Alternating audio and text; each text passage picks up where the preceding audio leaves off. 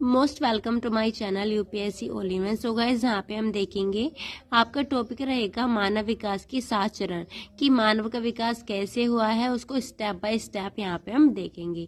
देखिए, first number आता है ड्रायोपिथेकस, सेकंड आता है रामापिथेकस, नेक्स्ट है ऑस्ट्रेलोपिथेकस और नेक्स्ट आता है होमो हैबिलस, उसके बाद होमो इरेक्टस और नेक्स्ट है होमो सैपियंस, इसको निएंडरथैलिस बोलते हैं। और लास्ट नंबर पे आता है होमो सैपियंस। जो आज का मानव है उसको क्या बोला जाता है? Homo sapiens. Okay, first number पे क्या है? ड्रायोपिथेकस। इसके बारे में देखेंगे हम। देखिएगा, ऐसा माना जाता है कि 12.5 से 11.1 मिलियन वर्ष पूर्व मध्य उत्तर मियोशीन काल के दौरान रहते थे।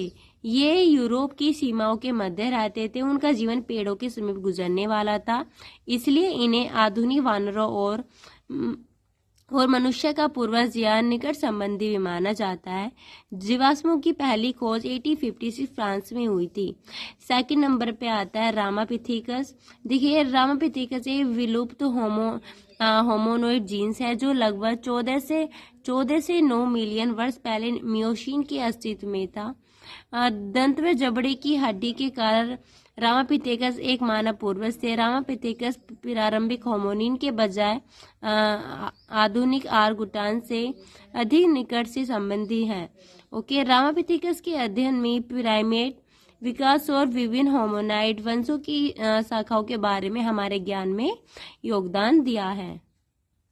नेक्स्ट आता है ऑस्ट्रेलोपिथेकस। ये छोटे शरीर मस्तिष्क वाले होमोनी प्रजाति वाले अफ्रीका में रहते थे। कार्बन डेटिंग के माध्यम से प्रजाति 4 से 2 मियोशीन जीवित रही। इनका उद्भव लगभग 55 लाख वर्ष पहले हुआ था। ऑस्ट्रेलोपिथेकस एक लैटिन भाषा है जिसका अर्थ है दक्षिणी वानर। इसके वानर और मनुष्य दौरान के लक्षण पाए जाते हैं, मतलब कि इसमें वानर और मनुष्य दोनों के ही लक्षण पाए जाते हैं। इसका जो माइंड मस्तिष्क होता है बहुत छोटा होता था। ये दोनों पैरों पर चलने वाले वानर थे।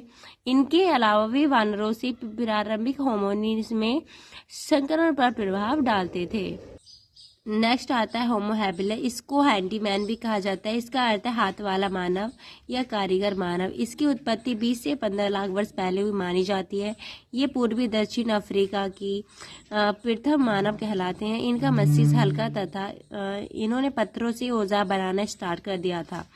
नेक्स्ट आता है होमो इरेक्टस। इसकी उत्पत्ति 18 से 16 लाख वर्ष पूर्व हुई थी। ये ईमानदार मानव था और इसने ही अग्नि का आविष्कार किया है। इसके अवशेष दक्षिणी एशिया में मिले हैं। इनके छोटे हाथ व लंबे पैर होते थे। कुछ परिस्थिति के बदलाव से ये अफ्रीका के बाहर यूरेशिया में फैलने लगे।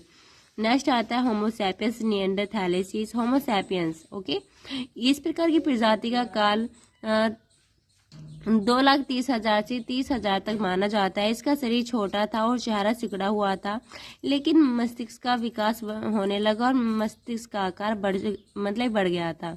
ये प्रजाति यूरेशिया में रहती थी। ये पत्थरों के बने औजारों से जानवरों का शिकार करते थे। नेक्स्ट आता है होमो सैपियंस, जो आज का मानव है।